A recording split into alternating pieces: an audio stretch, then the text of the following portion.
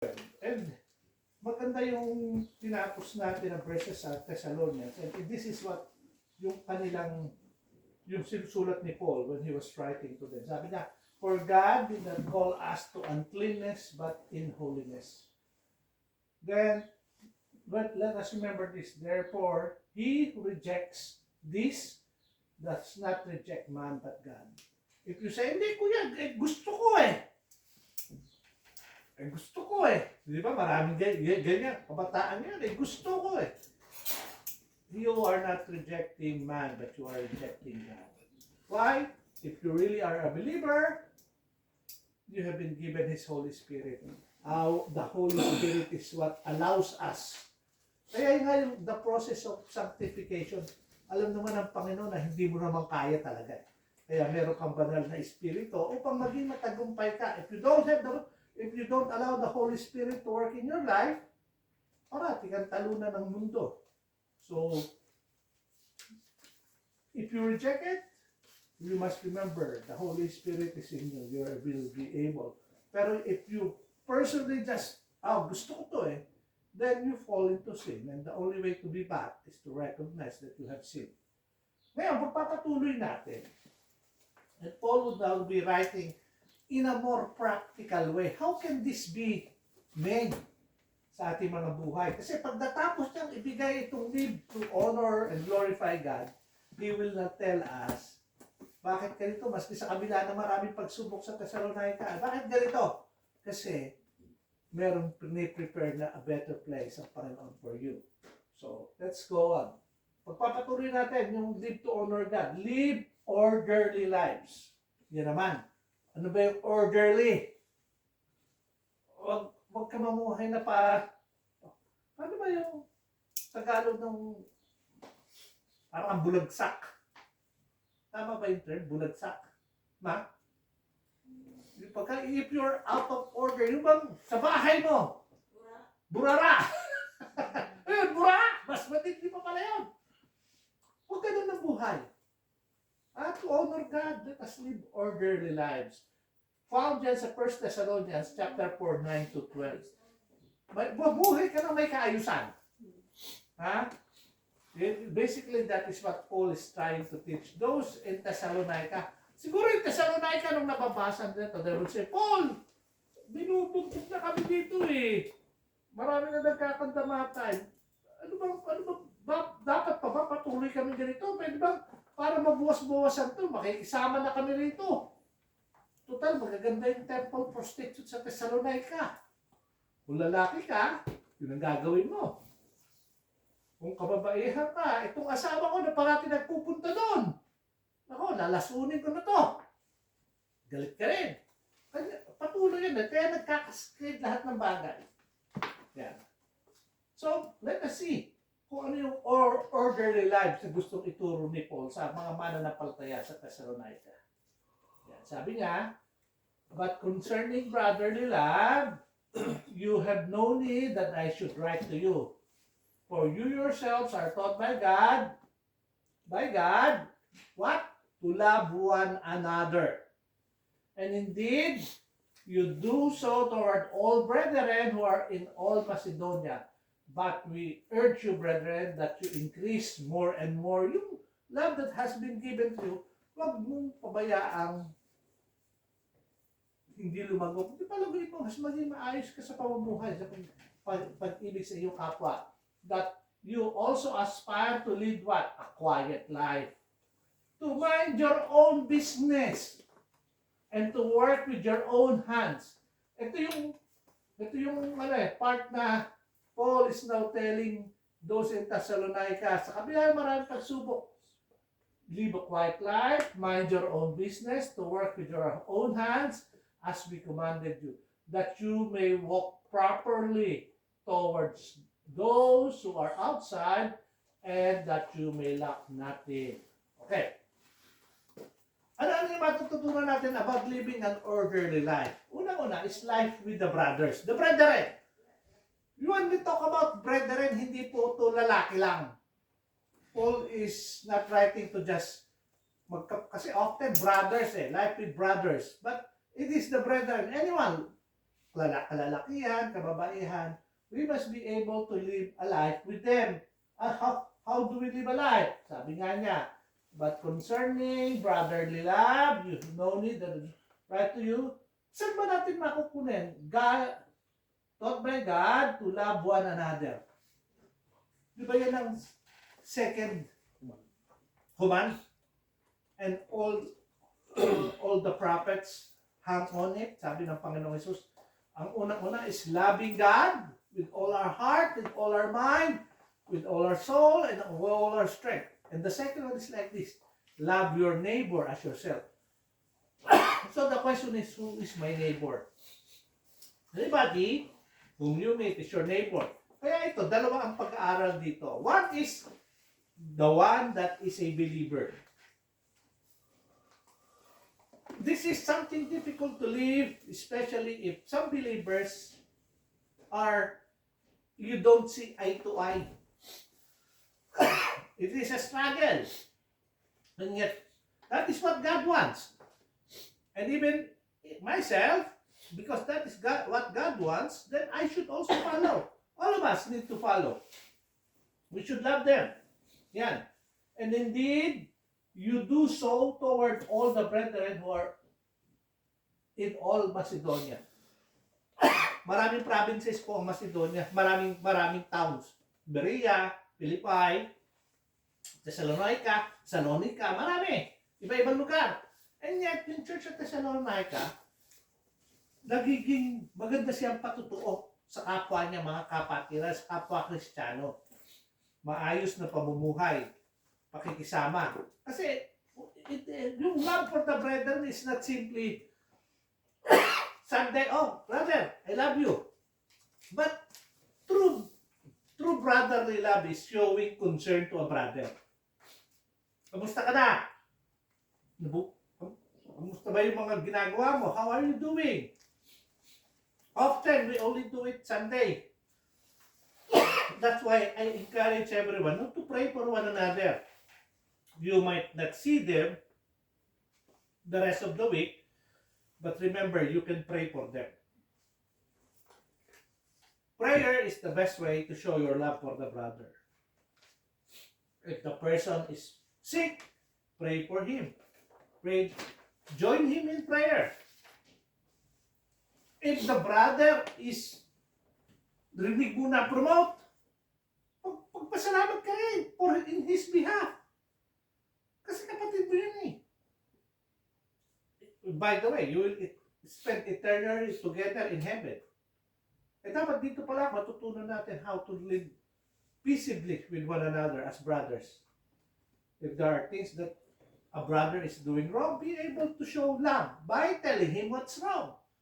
That's the greatest problem ng Christianity. We don't tell them that it's wrong. Why?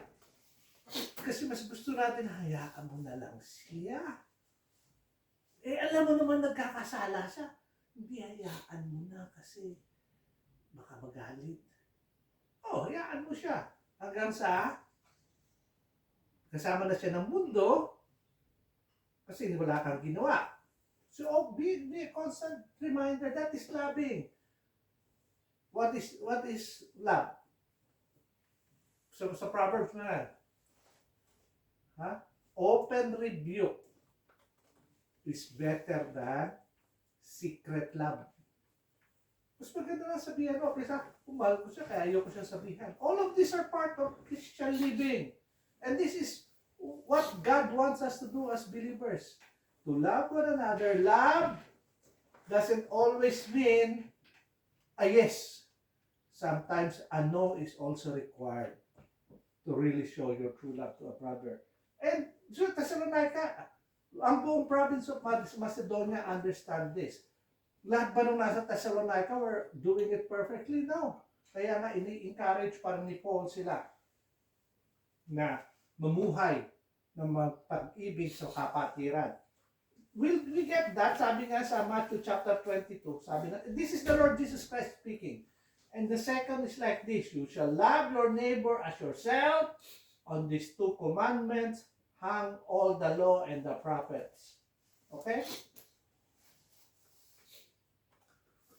Romans 13 verses 9 to 10. For the commandments, bakit dito niyo makikita kung ano talaga yung sabi ni Paul, for the commandments, you shall not commit adultery. You shall not murder. You shall not steal. You shall not bear false witness. You shall not covet.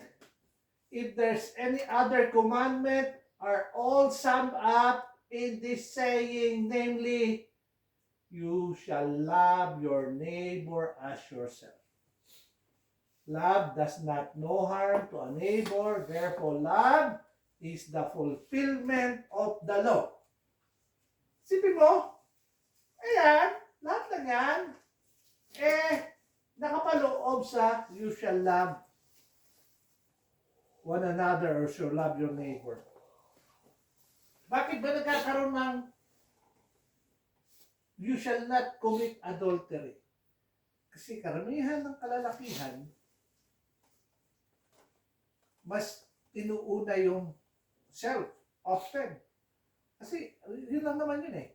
Sabi nga nung narinig kong pastor na nagsabi, 20 seconds of gratification cost you the whole life of your ministry. 20 seconds of gratification. Na-involve ka kung saan, 20 seconds lang. Tapos na. Pagka kumalat, lahat ka nung, kahit pa doktor ka ng ganito, master ka ng Hebrew and Greek, all of them becomes what? Parang wala na. Kasi may bahid ka na. You were not able to live an orderly life. You didn't set your life in order. You shall not steal. Or you shall not murder. Tatanda natin, these two can be committed where? Hindi yung actual. Kundi sa mind pa lang. If you have hatred in your heart, it is as if you have committed murder. Yun ang sabi ng Panginoon Jesus eh. You shall not steal. Okay? You shall not bear false witness. Ang daling gawin ito. Magkalat ka ng mga bagay-bagay na mali sa kapatiran mo. Is that loving another kung magpapakalat ka ng false things against a person? Hindi. Gawin mo nga sa hindi mananampalataya yan eh. Anong demanda sa'yo? Oral defamation. May katumbas na kulong yan. Criminal act yan, hindi yan civil in nature. You shall not commit. Ay, bago yung cellphone ng katabi ko, dapat bago rin ako. Kukunin ko yung cellphone niya. Di ba? Maraming ganon. Or, naiingit ka sa pag-aari ng kapitbahay mo. Ako, isa lang kinakaingitan ko rito. Yung loan ko, hindi ko pa na-asikaso. Tapos na ang winter, nag-spring na, tumubo na lahat, mayabong na. Love does not no harm to a neighbor. The neighbor here can be others, kaya nga double-sided itong message eh. Or can be a brethren. Therefore, love is the fulfillment of the law. If you really love one another, you're fulfilling the law. Pangalawa, sabi ni Paul, live a quiet life to be orderly. Kuya, mananahimik na lang ba ako? Maski inaapi ako, hindi naman yung ibig niya sabihin dito. We urge you, brethren, that you increase more and more. Yan na, sinimula niya. More and more in what? More and more in love. Mas matuto kayong magmahal sa kapatiran. Yan ang konteksto niyan eh. Then, dinugtong niya that you also aspire to lead a quiet life. Mapaintindihan yung context kasi sinunod kagad ni Paul, to mind your own business and to work with your own hands as we have commanded you. So, may tatlo. Live a quiet life, mind your own business, and to work with your own hands. Kaya hindi po totoong pagka naging mananampalataya ka na, wala ka nang dapat gawin. Hindi po. dapat patuloy ka pa rin maging magandang patotoo even sa workplace. At paano yung quiet life, kuya? Bababasa natin yan eh. Si Peter may maganda. But let none of you suffer as a murderer, a thief, an evildoer, or as a busybody in other people's matter. Busybody on other people's matter. Masyado kang nakikialam. Kung wala ka namang sasabihin maganda, tahimik ka lang. Kasi hindi naman lahat ng bagay kailangan ng opinion mo. Pero lahat ng bagay, kung minsan ang kailangan, marinig mo lang yung problema nila. Yun yung natutunan ko sa counseling nung nag-aaral kami ng theology sa Pilipinas. Sabi nung nagtuturo sa amin American, a lot of people think that when a person comes to you for a counseling, ang nasa isip mo na kagad, papayuhan ko to. Ang ipapayo ko ito. Ha? Pero yung pinapayo mo, pag nakita niya, ikaw mismo hindi mo ginagawa, sasabihin mo na pinayuhan mo, ipokrito ito. Kaya sabi nung nung American na nagtuturo sa amin, Asian Theological Seminary. Remember, most of those who would come to you doesn't want any advice. Know what they want? A listening ear. Tanong mo si Sisweng. Di ba Sisweng? Marami yun.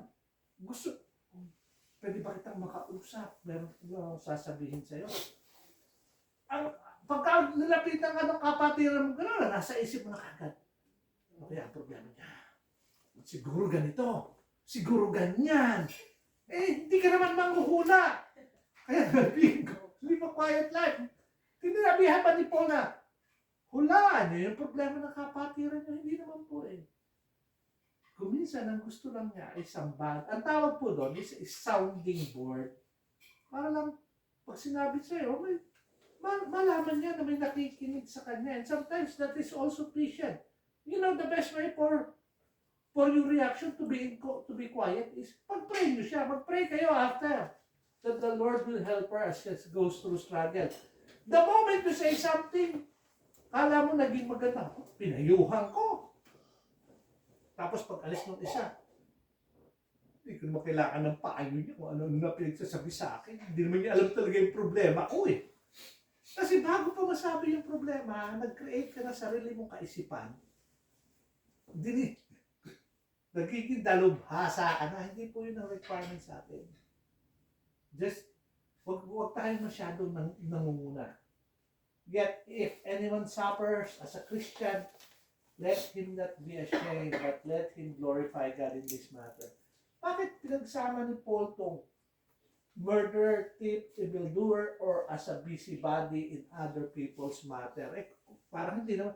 And yet, maraming kapatiran na nagkakahiwalay dahil people just love to slander others. Makapanira lang. So that is being part of it. Ngayon, kung yun na pinagagagawa mo as a Christian, talagang, kasi malimit po yun prayer meeting, sasabihin, Kuya, pag-pray mo naman. Ang dami namin pinagdadaan ng persecution. Sige sis, pag-pray natin. Ano ba yung mga pinagdadaanan nyo ngayon? Kasi yung credit card ko, laki-laki yung pinacharge sa akin. Hindi, hirap na hirap kami magbayad. Naku, parang gusto ko kunin yung tsinelas ko, tampasin sa ulo.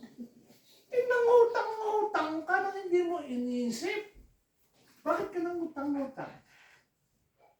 Kaya babalikan natin yung sinasabi ni Paul Nag-start ka mag-kubet. Bakit? Yung kasama ko sa opisina. Bago yung kanyang computer. Bagong MacBook. Gusto ko rin ng MacBook. At bibili ka. Hindi mo naman kailangan yung nakita mo na yung interest. Akala mo na pa-persecute ka. Hindi po. ginusto mo yun eh. So you go through it. Doon natin pwedeng gamitin yung sagot ng Kiwi. Hard enough, mate. Kung dadaanan mo yun, it was your own decision. Kaya nga lahat nung bakit ka magkakaproblema sa sexual immorality? Hindi naman ginusto nung asawa mo gawin mo yun eh. Sino nagkagusto nun? Sino nag-create sa kaisipan niya nun? Ibang tao ba ikaw? So all of those are part of it. Oh.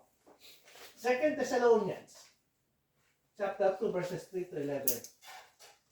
Sabi, 3 verses 10 to, therefore, even when we were with you, we commanded you this. If anyone will not work, part pa rin yan. Bilang mananampalataya. Ano ibig sabihin? Huwag tayong patamad-tamad. If anyone will not work, neither shall he eat. Sinabi ni Paul yan. Kung ayaw niya magtrabaho, huwag niyong pakainin. For we hear that there are some who walk among you in disorderly manner, not working at all, but are what? Busybodies. Nasa Biblia po yun. Maraming, nasa Thessalonica rin to. Kaya po yung church sa Thessalonica, doon maganda kayo. There will be in the church believers who are not doing anything, not working. And now, if they're suffering, was it because the church is doing wrong or the one who's leading is doing wrong? Hindi. Kundi amongst themselves, ayaw nila magtrabaho. So that is what Paul was telling them. Yung be quiet in life, marami siyang kalakip. Huwag ka masyado nakikialam. At yung quietness nun, include yung magtrabaho ka ng iyong kalakasan at huwag kang nag-aangal. Bakit ka na, katulad ko, nung parking enforcer ako. Marami akong angal. Pero hindi naman ako pwedeng tumigil na hindi magtrabaho. Bakit? Kasi marami kaming obligasyon. So I need to work. I need to immediately find work. Patuloy itong buhay as we are living here. We cannot always be a complainer, but we must also do our part. Work. Oh. Ngayon, giginit na ni Paul to, living with your brethren, tapos yung the way you should live, orderly manner, then life with unbelievers. Kasi napapalibutan ka rin ng unbelievers eh. So maganda yung nasa gitna is how you should live. Why? Because people will be seeing you. Sabi niya sa verse 12. Oh, that you may walk properly towards those who are outside, and that you may lack nothing. This often is yung relationship mo sa workplace. Workplace relationship. Kasi sila yung mga taga-outside, hindi naman mga believers yan eh. And yet, they always see you. Si Brother Joe, ilang oras mong kasama yung mga kasama mo sa trabaho? 10 hours. Ilang oras mong kasama si Slani? Matutulog pa si Slani. Hindi naman kayo mag-uusap yan. Hindi naman pwede sabihin ni si Slani. Sa panaginip mo, kinakaaway mo ako, June. Diba? Tulog eh. Tulog din siya. 4 hours? 4 hours. Diba ako? Diba? Awayin pa. Ay kayo yung brethren. Ngayon, yung ka-workplace mo, sila yung mas mahabang oras na nakikita sa'yo. Di ba? Oh, how do you walk among those in your workplace? O sa mga estudyante, among those your classmates. Pagka nakita ba nila si Kate friends would say, oh, there she is now. I just don't want her to be with our group. Or, malayo pa, people would say, hey, Kate, come here. Let's go to the hub. Diba? There are people na, if you're a believer and you people do sa groups nyo parang, ayoko siya kasama. Bakit? Mabigat siyang kasama. Bakit siya mabigat kasama? Mabigat kasi timbang niya. Hindi po. Intentionally. Yun ang sinasabi ni Paul. You walk properly toward those who are outside kasi ang pangalan po ng Panginoong Jesus ang dala-dala niya. And the moment people see you as, ay, si ganito, si ganyan. Nire-record mo yan, bro? Truth to be told, dito sa ating lugar, this is where a lot of people will observe you and they will talk about you when you are backside them. Notice nyo ba yun? It's a character here. You may feel you're good, but once you turn your back, you will hear things about you. So, it's the same thing. We give them no reason to say anything about you. Even sa workplace. Kasi, that's part of your testimony. Kaya nasabi, papatuloy natin sa Romans chapter 13 to 14.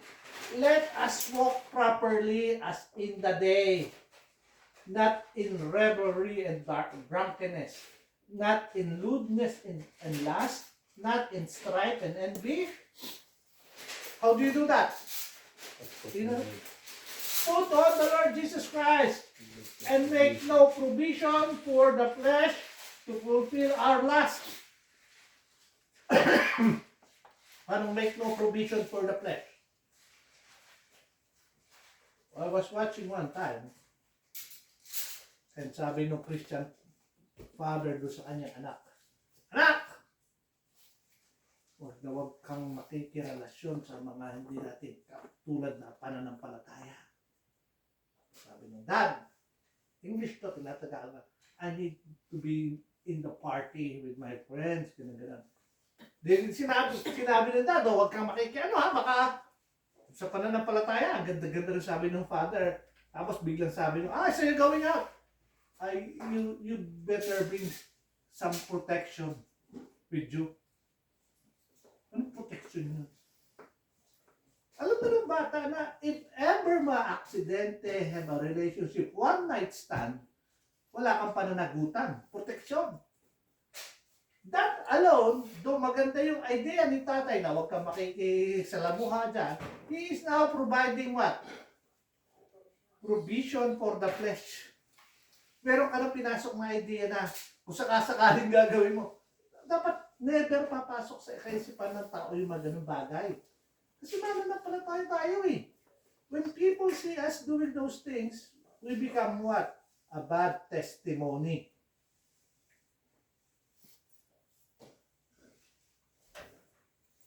Colossians chapter 4 verses 5 to 6. Anong unang sabi ni Paul? Put on Christ Jesus. Pangalawa, walk in wisdom. Magkaroon pa naman ng katalinuhan toward those who are outside. Why? Lalo tigit sa mga tagalabas. Redeeming the time. What does he mean by redeeming the time? Kasi you don't know the Lord's coming. If He comes now, and your friends would not know who you are as a believer, ni wala silang hinagap na mananampalataya ka pala. Bakit? Parehas lang kami nun. Parehas kaming late papasok, parehas kaming maaga uuwi, parehas pa pagkakaiba. Kung pa sa Pilipinas pa kung nasa opisina ka, sa manager na ta-time in ka lang, tapos tatawag na, Repa, andito na ako sa veterans. Nasaan ka na? Alam ko, pre, may pasok ka.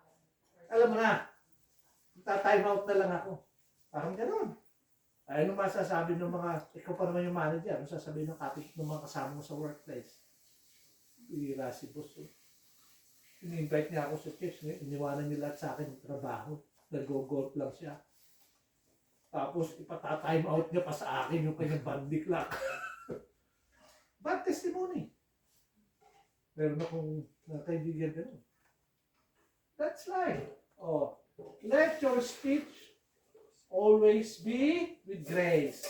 Baka naman hanggang ngayon mananampalataya ka na, you curse the way the world curses. Kaya even yung mga bata ka, pinagagalitan ko nanonood ng mga shorts eh. Kasi ang daming subtle doon na yung pinanonood mong shorts, nagmumura, marami. And people think na, hindi naman namin siya sinusunod, but yung brain mo na-program to do that. Oh. Seasoned with salt. Ano yung seasoned with salt? May wisdom yung mga sinasabi mo. You just don't say things just because you want to say something. Whenever you utter a speech, it should have flavor. Pagka yung speech mo is nothing but rubbish, yun din yung matingin nila sa'yo. You are nothing but rubbish. Okay? That you may know how to ought to answer to each one. May mga tanong ba yung mga katrabaho nyo na nasasagot nyo ba o ayoko sagutin yan. Hindi ko alam. Oh. Lastly, last verse. Sabi ni Peter, Beloved, I beg you as sojourners and pilgrims. Yan. Alin nyo ba yan tayo? Ano yung sojourners? Going through a journey. Ano yung pilgrim? Nagpo-progress tayo as we walk. Meron tayo, naglalakad tayo, nagpe-pilgrimage tayo. Abstain from fleshly lusts which war against the soul. Having your conduct honorable among the Gentiles, that when they speak against you as evildoers, they may, by your good works, which they observe, glorify God in the day of visitation. Yan. Oh. Having your conduct honorable among the Gentiles.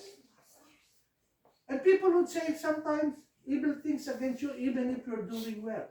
You know what? Eventually, sabi nga ni Peter, by your good works, which they observe, pagka nakikita lang yung pamumuhay mo maayos, glorify God in the day of visitation. When the Lord comes, you and even those who are saying bad things about you may come to know the Lord. Kaya nga, yung role natin as believers, relationship with a fellow brother, your own life being orderly, and your relationship with others, all hang where? In the grace of God that He has given us. Without God's grace, katulad lang naman natin, we can live life in reckless abandon kahit anong pagagawin mo. But because you have found God's grace, we should start living a life not for our own, but for our brethren, for ourselves, and for those who are from the outside. That all of them will be blessed and they would see God's grace in us. Kaya ngayon yung mga kinakanta natin eh. Kasi yung grace ng Panginoon, we are not lacking. It's more than enough for us. I hope and pray na maging real yun sa ating mga buhay. When people see us, may they see the Lord Jesus Christ in us. Let's pray.